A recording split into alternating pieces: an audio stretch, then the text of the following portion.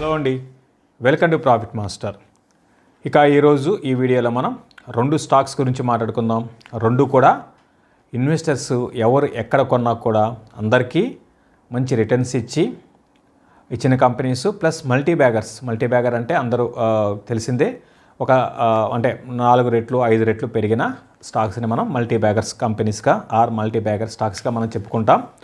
అందులో ఒకటేమో పెద్ద కంపెనీ, ఒకటేమో చాలా మైక్రో క్యాప్ కంపెనీ, అంటే మిడ్ క్యాప్ కూడా కాదు, అంతకు మించి చాలా చిన్న సైజ్ కంపెనీ అనమాట. ఇప్పుడు ఈవెన్ ఎంత పెరిగినా కూడా రీసెంట్గా అది 1200 కోట్ల మార్కెట్ క్యాప్కి వచ్చింది.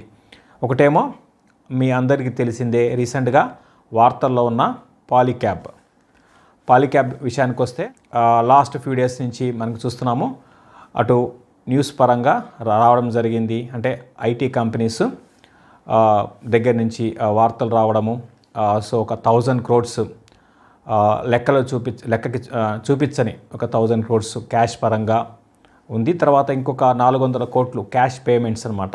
అంటే ఇప్పుడు మనం ఏదైనా కూడా మనకు తెలిసిందే, పెద్ద కంపెనీ కాదు, మనం ఇప్పుడు ఎవరికైనా ఏదైనా పే చేయాలంతా కూడా అటు చెక్ ద్వారానో ఆన్లైన్ చేస్తూ ఉంటాం. ఈ టైంలో కూడా అంటే ఒకప్పటికి ఇప్పటికీ చాలా రూల్స్ పరంగా చాలా మారిపోయినాయి. బ్లాక్ మనీ అనేది పెద్ద బిజినెస్లో అనేది దాదాపు లేనట్టే అనుకోవాలి. అయితే కొన్ని వాటిలో ఇంకా బ్లాక్ మనీ అనేది ఉంది. సో అందులో భాగంగా ఒక 400 కోట్లు క్యాష్ పేమెంట్స్ జరిగాయి త్రూ వేరియస్ కంపెనీ అంటే వేరే కంపెనీ పేరు మీద షెల్ కంపెనీస్ లాగా అనుకోవచ్చు, జరిగాయని అభియోగాలు అన్నమాట. So at the same time as usual companies ఏం చెప్తాయి, ఇటువంటి ఏమైనా వార్తలు రాగానే డినై చేస్తాయి. వీళ్ళు కూడా పాలీక్యాబ్ కూడా అదే విధంగా చేశారు. అయితే స్టాక్ ఆ రోజు బాగా పడిపోయింది, 20% దాకా కరెక్ట్ అయింది. దాని తర్వాత రిజల్ట్స్ కూడా వచ్చాయి. రిజల్ట్స్ పరంగా అయితే బాగున్నాయని చెప్పొచ్చు. రెవెన్యూస్ పరంగా బాగానే ఉన్నాయి, కాకపోతే ప్రాఫిట్స్ అయితే అంత గొప్పగా లేవు. ప్రాఫిట్స్ మీద మాత్రం నేను అంత పాజిటివ్గా లేను, ఎందుకంటే అదర్ ఇన్కమ్ కొంచెం పెరిగింది. మామూలుగా వీళ్ళు ప్రతి క్వార్టర్ 40 కోట్లు 45 కోట్ల కన్నా అదర్ ఇన్కమ్ అనేది చూపించరు, బట్ ఈసారి 75 కోట్లు చూపించారన్నమాట. సో దానివల్ల కొంచెం ప్రాఫిట్స్ కనపడుతున్నాయి, కానీ అది నిజంగా కాదు. బట్ ఓవరాల్గా కంపెనీ పరంగా ఇంకా అసలు వీళ్ళేంటి బిజినెస్ పరంగా ఎలా ఉంది ఏంటి చూద్దాము. బిజినెస్ పరంగా అయితే మీకు తెలిసిందే, పాలీక్యాబ్ అనేది వైర్స్ అండ్ కేబుల్స్లో వీళ్ళు బ్రహ్మాండంగా ఇండియాలో ముందుకు దూసుకు వెళ్ళిపోతున్న కంపెనీ, అందులో డౌట్ లేదండి. బ్రహ్మాండమైన నెట్వర్క్ పెంచారు, ఇండియా మొత్తం పెంచుకున్నారు. లాస్ట్ 4-5 years అని కాదు, కొన్ని ఏళ్ళుగా 7-8 ఏళ్ళుగా చాలా మంచి ఒక బిజినెస్ స్ట్రాటజీస్తో ముందుకు వెళ్తున్నారు, అందులో అయితే డౌట్ లేదు. రెవెన్యూస్ పరంగా గమనిస్తే లాస్ట్ 5 yearsలో దగ్గరగా 90% రెవెన్యూస్ పెరిగాయి, అంటే దాదాపు డబలే అనుకోవాలి 2019కి ఇప్పుడు. ఇక ప్రాఫిట్స్ పరంగా చూసుకుంటే మోర్ దెన్ 120% ప్రాఫిట్స్ అనేది లాస్ట్ 5 yearsలో మనం చూసాము. అంటే అన్నీ బాగున్నాయి, గ్రోత్ బాగుంది, తర్వాత వీళ్ళ స్ట్రాటజీస్ బాగున్నాయి. దీంతోపాటు FMEGలోకి ఎంటర్ అయ్యారు, అంటే ఫాస్ట్ మూవింగ్ ఎలక్ట్రికల్ గూడ్స్ అనమాట. అంటే మనం ఇంట్లో వాడుకునే ఫ్యాన్స్ కానివ్వండి, అదేవిధంగా స్విచ్చెస్ కానివ్వండి, గీజర్స్ కానివ్వండి, ఇటువంటి వాటిలో కూడా వీళ్ళు బ్రహ్మాండమైన గ్రోత్ని నమోదు చేసుకున్నారు. లాస్ట్ కొన్ని అంటే రెండేళ్ళుగా కానీ గమనిస్తే వీళ్ళ రెవెన్యూస్లో అంటే తక్కువ పర్సెంటే, అంటే 89% వైర్స్ అండ్ కేబుల్స్ మీదే ఉంది, ఒక 9% ఆ 10% వీళ్ళకి FMEG మీద ఉంది. కాకపోతే ఆ గ్రోత్ కానీ చూసుకుంటే FMEG నుంచి చాలా మంచి గ్రోత్ అనేది నమోదు చేసుకుంటుంది. అన్నీ కూడా బాగానే ఉన్నాయి. కాకపోతే ఇక్కడ గమనించాల్సింది కార్పొరేట్ గవర్నెన్స్. మనం ఏ స్టాక్ అయినా సరే కార్పొరేట్ గవర్నెన్స్ బాగా లేకపోతే అటువంటి స్టాక్స్ని దూరంగా ఉండమని నేను చెప్తాను. నేను అటువంటి స్టాక్స్ జోలికైతే అసలు వెళ్ళొద్దనే చెప్తాను. మీకు గతంలో 2 years బ్యాక్ అంటే కీన్గా అబ్జర్వ్ చేసిన వాళ్ళకి UPL గురించి ఒకరు అడిగారు, యునైటెడ్ ఫాస్ఫరస్ అనమాట. సో దాని మీద కూడా సేమ్ ఇదే విధంగా అంటే వాళ్ళు ఏంటంటే షెల్ కంపెనీస్ పెట్టి ఫండ్స్ని ఫండ్స్ని తరలిస్తున్నారు అనే వార్తలు వచ్చాయి. సో అప్పుడు కూడా కంపెనీ వాళ్ళు కాదని చెప్పారు. అయితే దాని తర్వాత అక్కడి నుంచే స్టాక్ అనేది పెరగడం ఆగిపోయింది. కోర్స్ వాళ్ళకి చాలా డెట్ ఉంది, అది వేరే కేసు అనుకోండి. సో ఎందుకు చెప్తున్నా అంటే ఇటువంటి కార్పొరేట్ గవర్నెన్స్ ఇష్యూ వచ్చినప్పుడు మరీ ముఖ్యంగా ఫండ్స్ పరంగా మరీ ముఖ్యంగా FIs, రియల్ FIs అండి. FIs అంటే ఈ రోజుల్లో 2 రకాలు ఉన్నాయి. మారిషస్కి వెళ్ళి డబ్బులు మన వాళ్ళే వెళ్ళి అక్కడికి వెళ్ళి ఇక్కడ ఆపరేట్ చేసుకునే అటువంటి FIs కాదు. నిజంగా రియల్ ఇన్వెస్టర్స్ ఎవరైతే ఉంటారో వాళ్ళు ఎటువంటి పరిస్థితుల్లో కూడా కార్పొరేట్ గవర్నెన్స్ బాగాలేని కంపెనీస్లో ఇన్వెస్ట్ చేయరు. ఈవెన్ డొమెస్టిక్ ఫండ్స్ కూడా చేయరండి. డొమెస్టిక్ ఫండ్స్ కూడా ఎవరు కూడా చేయరు, ఎగ్జిట్ అవుతారు ఇంకా వాళ్ళు. సో ఈ ఇష్యూని వాళ్ళు పాలిక్యాబ్ వాళ్ళు త్వరగా అంటే ఈ ఇష్యూని మళ్ళీ ఇటువంటి పనులు మళ్ళీ రిపీట్ చేయకుండా ఉంటే వీళ్ళకి భవిష్యత్తు ఉంటుంది. ఎందుకంటే ఫ్యూచర్ బాగుంది. తర్వాత వీళ్ళ బిజినెస్ అంటే నాకు నచ్చింది ఏంటంటే ఒక అద్భుతంగా ముందుకు వెళ్ళి గ్రోత్ కావాలండి. స్టాక్ మార్కెట్లో ఎప్పుడు కూడా చూడాల్సింది మనం గ్రోత్ చూడాలి. ఒక 100 కోట్ల నుంచి 1000 కోట్లకి 10 ఏళ్ళు పట్టిందా ఆర్ 2 ఏళ్ళు పట్టిందా అనేది ఇంపార్టెంట్. 2 ఏళ్ళు పట్టిన దానికి మనం ఎక్కువ మార్కులు వేస్తాము, 10 ఏళ్ళు పట్టిన దానికి మనం ఎక్కువ మార్కులు వేయం అనమాట. సో దీని విషయానికి వస్తే చాలా తక్కువ టైంలో వీళ్ళు మంచి నెట్వర్క్ పెంచుకుంటూ మంచి బిజినెస్ని బిజినెస్లో దూసుకువెళ్తున్నారు. కాబట్టి ఓవరాల్గా బిజినెస్ మీద పాజిటివ్గా ఉన్నాను. బట్ ఈ కార్పొరేట్ గవర్నెన్స్ అనేది నాకు తెలియదు కదా, అంటే నిజంగా అది ఎంతవరకు నిజము ఎవరికి తెలియదు. సో మళ్ళీ ఫర్దర్గా ఇంకా దీన్ని ఈ ఇష్యూ పెద్దదవుతుందా అనే అంశాలు కూడా ఉంటాయి. బట్ నేను అనుకోవడం ఏంటంటే ఇమీడియట్గా అయితే స్టాక్ అయితే భారీగా పెరగకపోవచ్చు మునుపట్లాగా.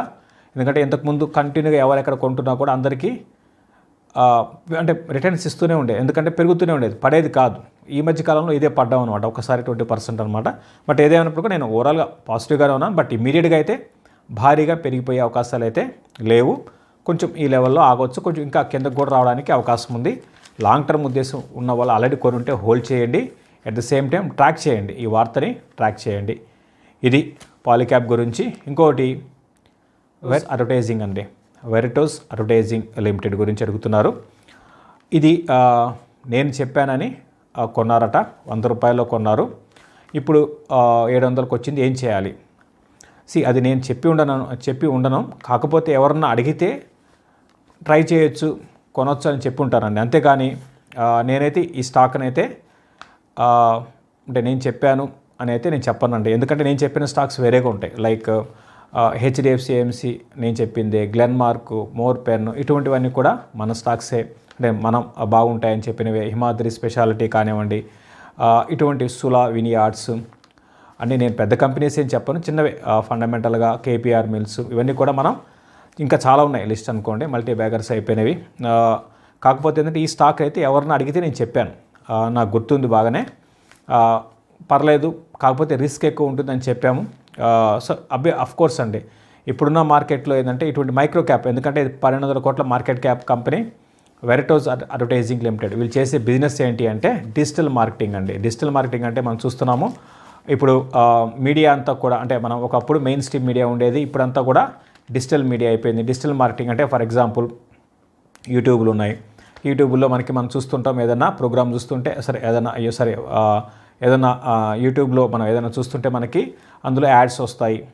So at the same time మనం ఏదైనా సెర్చ్ చేస్తున్నాం అనుకోండి, మనకు ఒక ల్యాప్టాప్ కావాలి ఆర్ ఇంకొక ప్రోడక్ట్ కొనాలి, ఒక షర్ట్ కొనాలి ఆర్ ఒక షూ కొనాలి అంటే మనం దాన్ని గూగుల్లో సెర్చ్ చేసినా, అమెజాన్లోకి వెళ్ళినా, లేకపోతే ఇంకో చోట వెళ్ళినా కూడా మళ్ళీ మనం ఏదైనా యూట్యూబ్ ఓపెన్ చేస్తే మళ్ళీ ఆ సంబంధించిన అడ్వర్టైజ్మెంట్లు మనకు వస్తాయి. ఇదంతా కూడా డిజిటల్ టెక్నాలజీ అనమాట. దాంట్లో వీళ్ళు ఉన్నారు. వీళ్ళ సర్వీసెస్ ఏంటి అంటే డిజిటల్ మార్కెటింగ్ చేసే వాళ్ళకి వీళ్ళు మోనటైజేషన్ సొల్యూషన్స్ ఇస్తుంటారు. దీంతోపాటు అడ్వర్టైజింగ్ సొల్యూషన్స్, ఇటువంటివన్నీ కూడా వీళ్ళు చేస్తూ ఉంటారు అన్నమాట. అయితే ఇది మంచి భవిష్యత్తు అయితే బ్రహ్మాండంగా ఉంది. అంటే ఈ బిజినెస్కి చెప్తున్నాను నేను. కాకపోతే చాలా చిన్న సైజ్ కంపెనీ అనమాట. మీకు గమనిస్తే 2019లో 41 కోట్లు రెవెన్యూస్ ఉంటే ఈరోజు 2023కి 83 కోట్లు రెవెన్యూస్ అనమాట. డబల్ అయిపోయింది. అంటే డబల్ అయినా కూడా సైజ్ మీరు బిజినెస్ చూడండి, అంటే చాలా చిన్నది. అంటే ఈ 80 కోట్లు రావడానికి ఎంత టైం పట్టింది? 40 నుంచి 80 కోట్లు రావడానికి 5 ఏళ్ళు పట్టింది, 4 ఏళ్ళు పట్టింది. కాకపోతే ఇంకా ఇంట్రెస్టింగ్ ఏంటంటే లాస్ట్ 3 క్వార్టర్లు బ్రహ్మాండంగా ఉన్నాయి. లాస్ట్ 3 క్వార్టర్లో ఒక్కసారి రెవెన్యూస్ అనేది బాగా పెరిగాయి. భవిష్యత్తు బాగుంది. పాజిటివ్ అంశాలుగా చూడాలంటే భవిష్యత్తు బాగుంది. రెవెన్యూస్ లాస్ట్ 3 క్వార్టర్లు బాగున్నాయి. అది పాజిటివ్ అంశము. ఇంకా నెగిటివ్స్ చూడాలంటే గ్లోబల్గా అంటే వీళ్ళకి రెవెన్యూస్లో గ్లోబల్గా ఎక్కువ ఉన్నాయి. 90% గ్లోబల్గా, 10% ఇండియాలోతో పాటు గ్లోబల్గా కాంపిటీషన్ కూడా బాగుంది. అది కూడా మనం చూడాలి. చాలా పెద్ద ఎత్తున కాంపిటీషన్ ఉందన్నమాట. సో అది కూడా మీరు చూసుకోండి. బట్ ఏదేమైనప్పుడు కూడా ఇటువంటి అంశాలు అంటే ఎర్లీ స్టేజ్లో స్టాక్ని మిడ్ క్యాప్ నుంచి మనకి మల్టీ బ్యాగర్స్ వస్తాయండి. ఎలా ఐడెంటిఫై చేయాలి అనే అంశాలు, తర్వాత కంప్లీట్గా అంటే ఫండమెంటల్స్ అంటే బ్యాలెన్స్ షీట్ చూడడము, లేకపోతే పిఈ తక్కువ ఉంది, ఇటువంటివి కాదండి. ఇవి కాకుండా మనం ఏ అంశాలు చూడాలి అనే అంశాలు బ్యాలెన్స్ షీట్ అని కాదు, మంచి ఇన్వెస్ట్మెంట్ స్టాక్స్ని మనం సెలెక్ట్ చేసుకోవాలి. ప్లస్ ఇప్పుడున్న పరిస్థితుల్లో ఏ స్టాక్స్ ఎగ్జిట్ కావాలి, ఇవన్నీ కూడా మనం విజయవాడ వర్క్షాప్లో మాట్లాడుకుంటాం. కాబట్టి ప్రతి ఒక్కరు కూడా విజయవాడ వర్క్షాప్కి హాజరు కావడానికి ప్రయత్నించేయండి. ముందే రీసెర్చ్ చేసుకోండి, ఎందుకంటే గతంలో మనకి బ్యాడ్ ఎక్స్పీరియన్స్ మనం విజయవాడలో చూసాము. హాల్ నిండిపోయింది, తర్వాత అంటే లాస్ట్ మినిట్లో వచ్చిన వాళ్ళకి మనం సారీ చెప్పాల్సిన పరిస్థితి వచ్చింది. సో అందుకని అంటే ముందు రీసెర్చ్ చేసుకుంటే అటు మీకు మాకు ఇబ్బంది ఉండదు. కాబట్టి కొన్ని టెక్నికల్ అంశాలు అంటే మనం ఉంటాయి కాబట్టి ప్రతి ఒక్కరు కూడా ముందుగా రీసెర్చ్ చేసుకోవడానికి ప్రయత్నం చేయండి. ప్రతి ఒక్కరు కూడా హాజరు కావడానికి ప్రయత్నం చేయండి. ఇక వెర్టోస్ విషయానికి వస్తే ఓవరాల్గా ఇటువంటి కంపెనీస్ పెరుగుతున్నాయంటే అది నా గొప్పతనమో లేకపోతే ఇంకోటి కాదు, మీ గొప్పతనమే. అదంతా కూడా అంటే రీటైల్ ఇన్వెస్టర్స్ గొప్పతనమే. చాలామంది రీటైల్ ఇన్వెస్టర్స్ ఇటు చిన్న కంపెనీస్ని చేసి కొంటూ ఉంటారన్నమాట. సో దాని కారణంగా ఇవి పెరుగుతూ ఉన్నాయి. ఇంక దీనికి వాల్యుయేషన్ కూడా పెద్దగా మనం చూడాల్సిన అవసరం లేదు, ఎందుకంటే బేస్డ్ ఆన్ వాల్యుయేషన్స్ ఇవన్నీ పెరగవండి, ఓన్లీ ప్రైస్ యాక్షన్ అనమాట. కాబట్టి ఇటువంటి స్టాక్స్లో మీరు ఉన్నప్పుడు ఎగ్జిట్ ఇంపార్టెంట్. ఎక్కడ ఎగ్జిట్ కావాలి అంటే నాకు తెలియదు, ఎవరికి తెలియదు. బట్ మీరు ఏదో టైంలో ఎగ్జిట్ కావాలి. కాకపోతే కష్టం అండి, ఎందుకంటే మళ్ళీ ఒకసారి ట్రెండ్ రివర్స్ అయితే మళ్ళీ దీంట్లో ఎగ్జిట్ కావడం మనకి కష్టం అవుతుంది. రోజు కూడా 5% ఫ్రీజ్ అయిపోతూ ఉంటాయి. కాబట్టి ఇటువంటి స్టాక్స్లో ఉంటే ప్రాఫిట్ బుక్ చేసుకోవడం చాలా చాలా ఇంపార్టెంట్. మీకు 100లో కొన్నారు, ఈరోజు 700 ఉంది అంటే 6 రెట్లు మీకు వచ్చింది. అది కూడా 1.5 yearలో వచ్చేసింది అనమాట. సో చూడండి, జాగ్రత్త పడి ఎగ్జిట్ కాండి. ఎగ్జిట్ అయినాక మళ్ళీ పెరిగితే అది మీ వల్ల ఎగ్జిట్ అయ్యాను అంటే, ఎందుకంటే నేను చెప్పలేనండి, ఇది ఇంకా ఎంతైనా పెరగచ్చు. బిజినెస్ పరంగా పర్లేదు, ఇంప్రూవ్ అవుతుంది. కాకపోతే ఇందులో ఎక్కువ ఏంటంటే ప్రమోటరు రీటైల్ ఇన్వెస్టర్స్ ఉంటారండి. కాకపోతే కొంత ఎఫ్ఐస్ కూడా ఉన్నారు.